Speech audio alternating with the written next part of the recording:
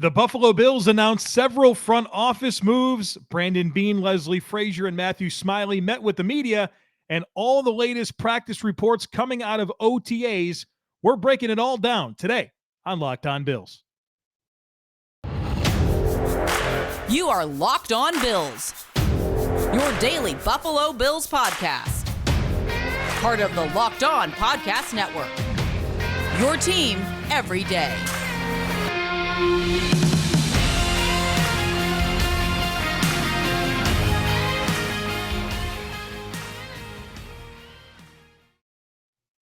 What's up, Bills Mafia? It's Joe Marino from the Draft Network, and I'm your host of Locked On Bills.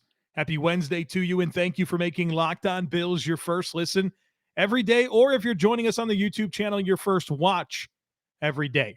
Today's episode is brought to you by Blue Nile. Make your moment sparkle with jewelry from BlueNile.com, and Locked On Sports listeners get $50 off purchases of $500 or more.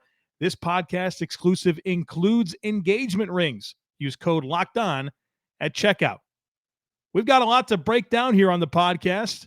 The Bills had an open OTA session to the media, so we have some practice reports to respond to. The Bills announced several staff promotions and new hires. Brandon Beane spoke to the media.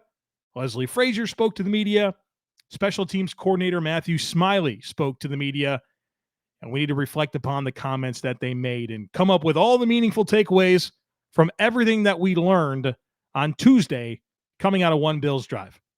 Let's start with a practice report, and we'll start with the participation. I'm always interested in the participation at voluntary OTAs to see who's there, who's not there, who's there but not practicing because they're working on an injury. And so this being the third week of OTAs, we have some more participation things to reflect upon. And next week is mandatory OTAs. And so everybody should be there. But as for the latest update, tight end Dawson Knox and right tackle Spencer Brown, they were there but doing work on the side on the stationary bike and did some strength work throughout the practice, according to Matt Marino. Wide receiver Isaiah Hodgins, Tommy Sweeney, tackle Tommy Doyle, wide receiver Khalil Shakir, and wide receiver Jake Kumaro were also not participating. And then not in attendance, Stephon Diggs, Von Miller, Tywan Jones, Roger Saffold, and Shaq Lawson. Those players were not in attendance, in addition to Jordan Poyer and Micah Hyde. Matt Marino had some positive remarks regarding how Kaiir Elam competed in practice, especially in some matchups against Gabriel Davis. And it was really interesting listening to Leslie Frazier comment about Kaiir Elam. We'll get to that in a little bit, but with it being OTAs, you really can't do full contact, which means Kaiir Elam can't do the thing that he does best, which is be physical at the line of scrimmage and press receivers and get in their face and disrupt routes early. And that's forced him to play more in off man and focus in on his footwork and his transitions, which can only be a good thing for him to be challenged in different ways. But it's nice to hear some praise regarding the performance of the Bills' first round pick, who is in line for a big role on this defense. Matt Marino of the Shout Buffalo Football podcast and Syracuse.com also commented on Jamison Crowder and him having a strong practice and said, quote, he could be in line for a similar role to what Cole Beasley delivered over the last 3 seasons. And that's kind of my expectation. I think you'll see a little bit more Isaiah McKenzie. You'll see some Khalil Shakir sprinkled in. But I do think that Jamison Crowder can come in and give this offense exactly what Cole Beasley gave this offense. Marino also commented on Isaiah McKenzie, offered some praise for him, and said he was flying around.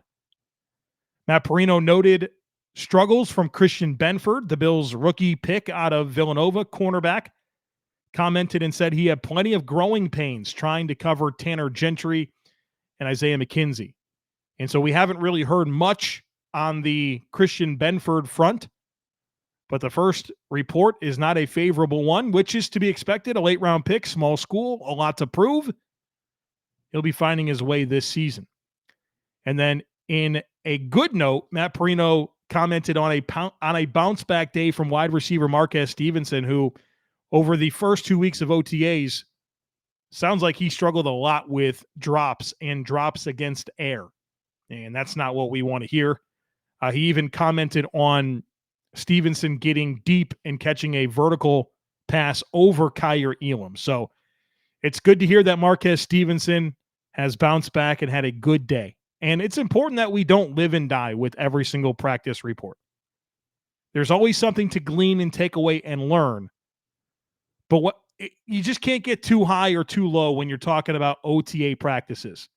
So whether it's Marquez Stevenson having some struggles or Christian Benford having some struggles, or all the hype that was there for Isaiah Hodgins last year at this time, which managed to account for him making no impact on the team, you have to stay grounded. It's good to understand what happened, kind of get some glimpses into what's going on, where players are matching up and lining up.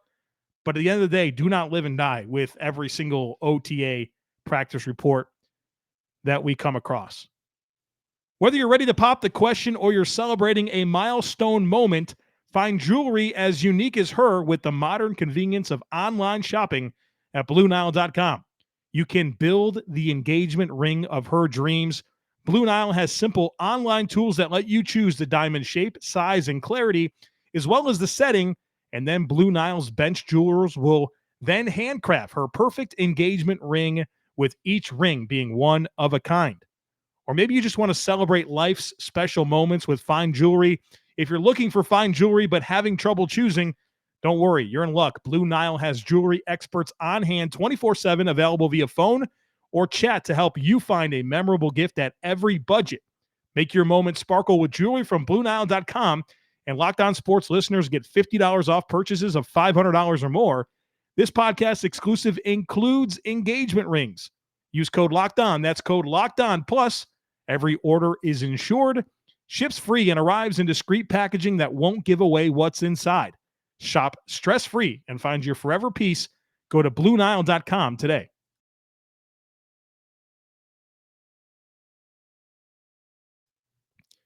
So buckle up. The Buffalo Bills announced several staff promotions and hires. I'm going to work through these very quickly, and then we'll get into the comments that Brandon Beane made about some of these staff changes and his comments on Jordan Poyer and Tavon Austin and Kyer Elam and those types of things. So a lot to get to here in this segment. So let's start with the staff promotions. Brian Gaine is now the Bills' assistant general manager.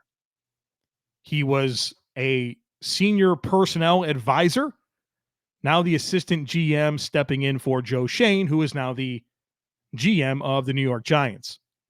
Came to the Bills in 2017 as the vice president of player personnel with the Bills, held that job until 2018 when the Houston Texans hired him to be their general manager. And I know he only lasted 1 year in Houston, but we can all look back at that dumpster fire of a situation with Bill O'Brien and all the funny business that was going on with that roster and that team in general. And it's hard to really peg the failure of that regime on Brian Gaine, given him just being there for 1 year. I don't think that's a measure of what Brian Gaine is capable from in terms of personnel. And so he came back to the Bills in 2019, has been a senior personnel advisor, and now the assistant general manager. He is the right-hand man, if you will, for Brandon Beane. Terrence Gray has been promoted to director of player personnel. He also came to Buffalo in 2017. He was the assistant director of player personnel, and now he is the director of player personnel. Mike Szabo was promoted to college national scout. He was an area scout, and so that's an exciting promotion for him. If you're familiar with the scouting ranks and how things go, it's a nice bump to not have to be an area scout and chasing down, every prospect in your area. And now you get to be a national guy. That's going to be a much better workload for Mike Szabo. So congrats to him. Dennis Locke is now a senior director of football research. He was previously the director of football research and strategy. We talked about him earlier this week on the podcast. Matt Warswick is now the director of team administration. He was the assistant to Sean McDermott. Matt Bazirgan, I'm so sorry that I probably pronounced that wrong. He was hired as a senior personnel executive. He has a long history with Brian Gaine, and so I'm guessing that Brian Gaine influenced that decision. Alonzo Dotson was hired as a college national scout. He was with the Jets for the last 3 seasons as a regional scout, so nice little bump for him. Drew DeSanto is joining the Bills as a sports performance data analyst. Malcolm Charles is joining the team as a data analyst. And then Michelle Mankoff is coming to the Bills as part of the Nunn Wooten Scouting Fellowship. So a lot of new names, a lot of promotions when it comes to the Bills football operation. So Brandon Beane commented on a lot of this during his media availability, mostly on Brian Gaine and Terrence Gray. And that's your big 3 now in the Bills front office, with Lake Dawson kind of being right, that next person. Brandon Beane, in fact, called it the circle of trust. Brandon Beane, Brian Gaine, Terrence Gray. When it comes to them being promoted, Brandon Beane did say that he considered some outside options, and it came back to him being comfortable with Brian Gaine and Terrence Gray, and he liked the way that they navigated free agency and the draft together. And so when you think about the last couple of years for the Bills front office, it's experienced some attrition. They've lost Dan Morgan. They've lost Joe Shane. That was the previous circle of trust. And now, fortunately, Brandon Beane has a couple of guys that he's had on staff since 2017 that are now ready to assume those positions. That's what you want. You want to be able to obviously mentor and develop talent, whether that's coaching or front office personnel, and put people in positions that they can go get bigger jobs with other organizations. But you also have an internal pipeline for developing their replacements. And I'm really happy to see it come together like this. Brandon Beane also commented that Terrence Gray is still the college director of scouting and that Lake Dawson has a little bit more on his plate in helping Terrence Gray. Another question that he was asked, and when I say he, I mean Brandon Beane, commented on expanding the analytics department, which we commented a bit on earlier this week. And Brandon Beane gave us a little bit more insight on Tuesday afternoon. And basically was asked, like, look, you've really put some resources into the analytics department. What does that tell us? And he said, more or less, it's that they didn't want to get too big too fast. When he got there in 2017, they started from scratch. And so you kind of get your nuts and bolts in place, and then you start building off of that. And as they've matured and settled into their roles, what is this, going into year 6? 17, 18, 19, 20, 21, 22. 6th year, right? I wanted to make sure I had that right. They're at the point where they can start evolving and building and developing further the football operation. And that's an exciting thing. And so it's not that they didn't want this in the past. It's just that they're at the point where the foundation is secure to start adding to what this organization does. And then he expanded on the sports data analyst role, which I thought was really interesting. Him commenting on load management and not overworking not just players, but specific body parts. They've done a lot of research here on different ligaments and body parts that, based on the stress and workload placed on them, how susceptible you are to injuries. And they've got all this data and information and stuff at their disposal to give them good intel on what they need to do to ramp up or, scale down workload to specific body parts to prevent injuries. And the proof's in the pudding. The Bills have been very fortunate when it comes to injuries. And I understand that there's a lot of luck involved with staying healthy as a football team. By nature, it's a dangerous, violent game. But the Bills have done a really good job of managing their players to not only prevent injuries, but when they happen, get back on the field responsibly. And the sample size is just too big at this point of the Bills having less injuries for me to say that it's random and luck. They're doing everything that they can to give them the best opportunity to stay healthy. And that's a big part of football, staying healthy. And the Bills are putting themselves in the best possible position to have their guys. Regarding Jordan Poyer, Brandon Beane said that there is no indication that he won't be at mandatory OTAs next week. So we will be very much dialed in on that next week if Poyer is there, or if he's not there, we'll talk about whatever direction we have to. But the indication from Brandon Beane is that it's his expectation that he'll be at mandatory OTAs. And there's been nothing that would indicate to him that he will not be in attendance. Regarding the addition of Tavon Austin, who we broke down on the podcast earlier this week, he said they're just adding depth in competition. Said he's 32 years old, but when they worked him out, he still had all that speed and burst that made him a top 10 pick. In fact, Brandon Beane commented on his 40 time and said that they had him at like a 4.27 or a 4.28. Not necessarily when they worked him out, but going back to the combine, which is lower than the times that I was aware of. Regarding Kyer Elam, Brandon Beane also talked about some of that stuff that I mentioned Leslie Frazier talked about in terms of, hey, the rules right now don't allow him to play press and be physical, and he has to work on playing off coverage, and that's allowing him to get some good fundamentals work on his footwork and his transitions and learning the defense. And again, Leslie Frazier echoed those comments.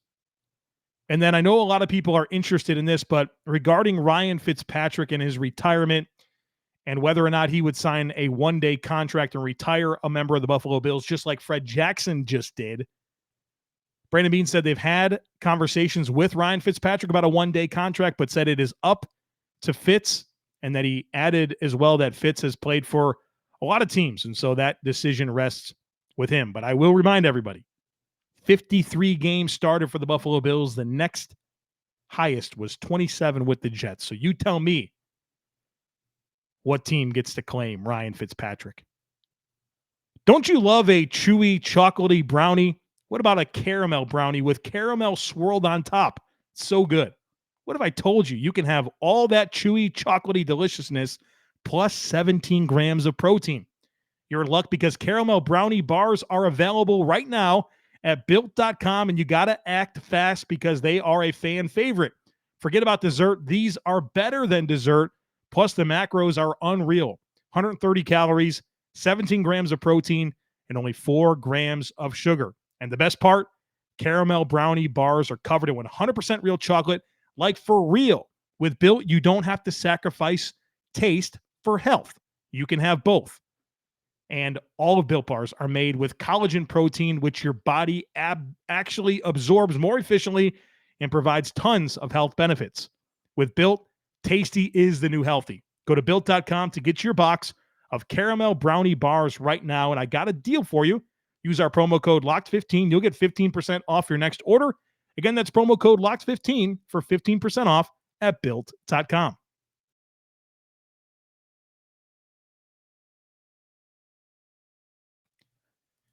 So we also heard from defensive coordinator Leslie Frazier and special teams coordinator Matthew Smiley, and both had some interesting comments to make that I want to share with you right now.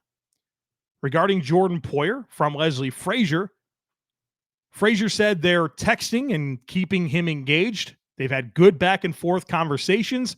He said Jordan's in a good place mentally and is staying in touch with teammates, and said hopefully we'll see him soon. So a lot of, feels like positive momentum when it comes to Jordan Poyer and seeing him in Buffalo next week for mandatory OTAs.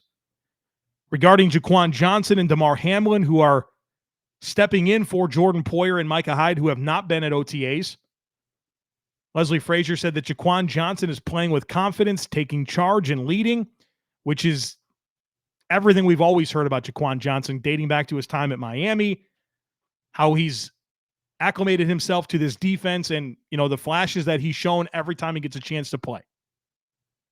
And then he also commented that Damar Hamlin is still finding his way, but growing. And then I thought it was very interesting that he said Nick McLeod is getting reps in there. So Nick McLeod, a cornerback, right? He played corner at Notre Dame and NC State. My understanding is that he's been trained as a cornerback in Buffalo, and now he's getting some reps at safety, which is not something I totally expected. So that's definitely a very interesting nugget that Leslie Frazier disclosed during his media availability, and overall commented that the silver lining with Poyer and Hyde not being around is that it's been a benefit to the young guys getting an opportunity to run with the first team defense and gain valuable practice time and experience. Regarding Dane Jackson, he said that his experience last year is showing up. He's playing with a lot of confidence. Said he has a great understanding of the system. Leslie Frazier called him one of the best young tackling corners in the league and was very complimentary of his interactions with Bills' first-round pick, Kyer Elam. So it sounds like Dane has been a great teammate and that he's playing fast.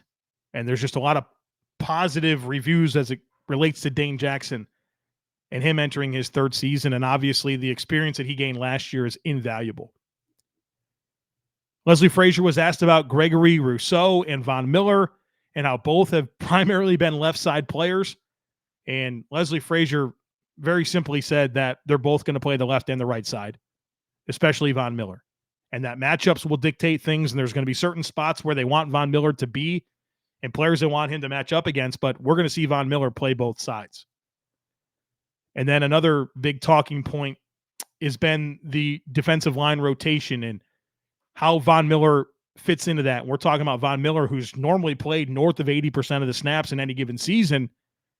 You know, what's it going to be like for him in Buffalo? And Leslie Frazier was very direct and said that the rotation is important and it will remain, and that they want guys fresh in the fourth quarter.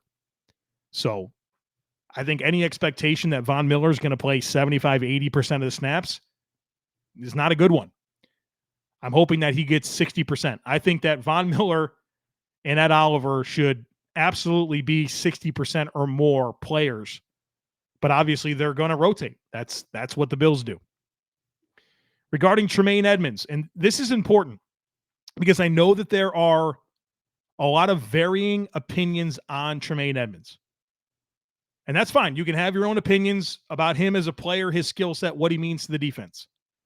But I want to continue to remind everybody about what the organization says about Tremaine Edmonds, whether it's Brandon Beane, Sean McDermott, or Leslie Frazier. They have nothing but great things to say about Tremaine Edmonds. So if you don't like him, I would encourage you to brace yourself for him being around. I know this is the last year of his contract, but every indication that we get is that the Bills love Tremaine Edmonds. And this is what Leslie Frazier said about him on Tuesday. He said he's a tremendous player for us. He leads our defense. I just can't imagine a world where he's going anywhere. I think the Bills are in on Tremaine Edmonds. And like I said, and I've teased before, we're going to do an entire pod on Tremaine Edmonds. But for as polarizing as he appears to be from the fan base side of things, all you ever hear from McDermott, Beane, and Frazier is that he's a tremendous player and he's the leader of the defense. Leslie Frazier did comment that the next step for Tremaine Edmonds is making more splash plays. Regarding AJ Epinesa and Boogie Basham, Leslie Frazier threw out the word consistency. They're looking for consistency. No lulls, no rookie walls. He said they need to have consistency with how they respond to every situation. And Frazier went in on AJ Epinesa and commented on the Dolphins game last year and how they expected that to be his breakout game. And then the next week there was a lull. And so the call out has been really real. When you think about what Sean McDermott recently said about Epinesa and Basham and said, it's time for them to make a mark on our defense and not in a supporting role, but in a primary role. And then you hear Leslie Frazier say what he said on Tuesday. There's a lot of heat on those guys to step up and make an impact for this football team. Regarding Shaq Lawson and Jordan Phillips, Leslie Frazier said he's excited to have them back and said it warms your heart when guys leave for what they think are greener pastures, but then realize Buffalo was always the best place for them and they come back. Said they bring a lot to meetings and practice, called them good players and good people. The last thing I want to get to is the comments made by Matthew Smiley, the Bills' new special teams coordinator. Now, he's been with the Bills since 2017, but he's replaced Heath Farwell as the Bills' special teams coordinator. And he commented on a lot of things, but I want to focus in on what he said about the punter competition mostly. He said both Matt Hawk and Matt Araiza are competing for the punter job and called it a wonderful competition. He made a lot of excuses for Matt Hawk and his performance last year and commented on the weather. Look, I hear you. The weather was bad last year for a lot of games. That didn't help Matt Hawk. And that would be interesting to me if Matt Hawk was a one-year player in the NFL, but go back to his time with the Miami Dolphins where nobody's complaining about the weather down there in South Florida as it relates to the ability to punt the football, and he was terrible there. Matt Hawk wasn't all that different than he's always been in his NFL career. So I'm not really buying the stuff about the weather. Matt Hawk has been a very, very inconsistent punter since he stepped into the NFL. Regarding Matt Araiza, he called him inexperienced, said he enjoyed his growth last season, really his only season as a punter, said he has a natural gift with a big left leg, called him a great athlete, but he needs to work on punting, and he needs to work on holding. And he even went as far as to say that his experience as a field goal kicker will not help him as a holder outside of just a simple understanding of the mechanics of the operation. And that's true. I mean, look, you understand the mechanics, but the functions of doing it, catching a snap, putting it down, the repetition, the time on task, it's not there for Matt Araiza. So I think it's important for us to remain open-minded about this punter competition because I think the Bills are. I don't think it's a lock that Matt Araiza is this team's punter. I really don't think that it's a lock. I want it to be. I got the Punt God shirt on right here. I'm excited for Matt Araiza. I want him to be the answer at punter. I want for Tyler Bass and Matt Araiza to be the next Steve Christie and Chris Moore of this football team, right? Or the next Ryan Lindell and Brian Moorman, whatever great punter and kicker you want to reference. That's what I'm hoping for. I don't want to think about specialists, but we've had to think about specialists for a long time with this team.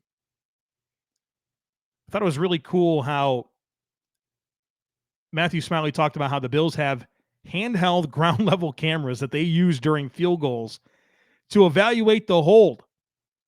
Everything from the timing and the angle, they go frame by frame. So look, they're doing everything they can to give these people what they need to excel and figure out what they're doing right and what they're doing wrong.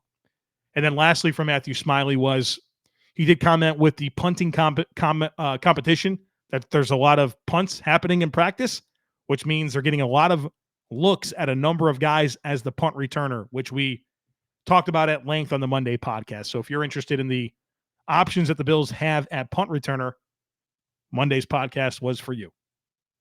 All right, folks, that's going to do it for us here today on the podcast. Very excited about what the rest of this week holds.